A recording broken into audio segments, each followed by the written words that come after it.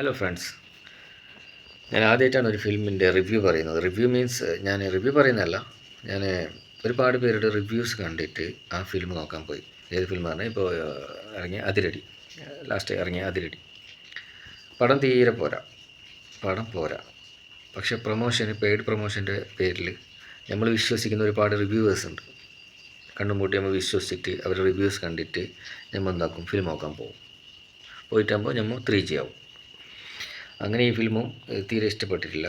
എനിക്ക് എൻ്റെ ഒരു അഭിപ്രായം പറഞ്ഞു, എനിക്ക് ആ പടം ഒട്ടും വർക്കായില്ല. അതിൽ ടൊവിനോൻ്റെ എൻട്രി മാത്രം നമുക്ക് കുറച്ച് ഓക്കെ എന്ന് പറയാം. വേറെ ഒന്നും ആ പടം പോരാ. കുറച്ച് വൈഡാക്കിയിട്ട് കോളേജ് ലൈഫാണ്, പക്ഷേ കോളേജ് ക്ലാസ്സിനകത്ത് അങ്ങനത്തെ ഒന്നുമില്ല, ഫുൾ പുറത്താണ്.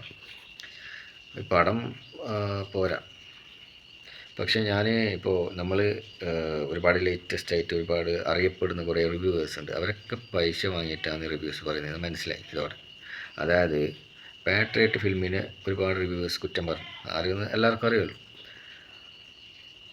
ആ പടവും ഈ പടവും നോക്കുമ്പോൾ ആ പടം ബെറ്ററാണ്. പക്ഷേ ഈ റിവ്യൂവേഴ്സൊക്കെ പറയുന്നത് ആ പടം പോരാ, പക്ഷേ ഇതും പോരാ, ഇതൊട്ടും പോരാ, എന്നിട്ട് ഇതിനെ നല്ലോണം പുകഴ്ത്തി പറയുന്നുണ്ട്. റിവ്യൂവേഴ്സിനൊന്നും ഒരിക്കലും വിശ്വസിക്കാൻ പറ്റില്ല. ഞാൻ ഇഷ്ടപ്പെടുന്ന 2-3 നല്ല റിവ്യൂവേഴ്സിൻ്റെ റിവ്യൂ നോക്കിയിട്ടാണ് ഞാൻ പടം കാണാൻ പോയത്. പക്ഷേ പടം പോരാ, ഒട്ടും പോരാ. എനിക്ക് വർക്കായില്ല, വർക്കാവുന്ന ആളുണ്ടാവും, ഓരോ ടേസ്റ്റാണ്. പക്ഷേ ഓൾമോസ്റ്റ് എന്നെപ്പോലത്തെ സാധാരണക്കാരന് അത് ഇഷ്ടപ്പെടുമെന്ന് എനിക്ക് തോന്നുന്നില്ല. അപ്പോൾ ഒരുപാട് കളികളുണ്ട് ഇതിൻ്റെയൊക്കെ പിന്നിൽ. Paid reviews. ആരും വിശ്വസിച്ചിട്ട് നമ്മൾ റിവ്യൂസ് ഒന്നും നോക്കിയിട്ട് ഫിലിം നോക്കാൻ പോയിട്ട് കാര്യമില്ല. നമ്മൾ ഫ്രീ മൈൻഡായിട്ട് പോകണം, കാണണം. തല്ലിപ്പൊളിയാണെങ്കിൽ പൈസ പോയി, അത്രയേ ഉള്ളൂ.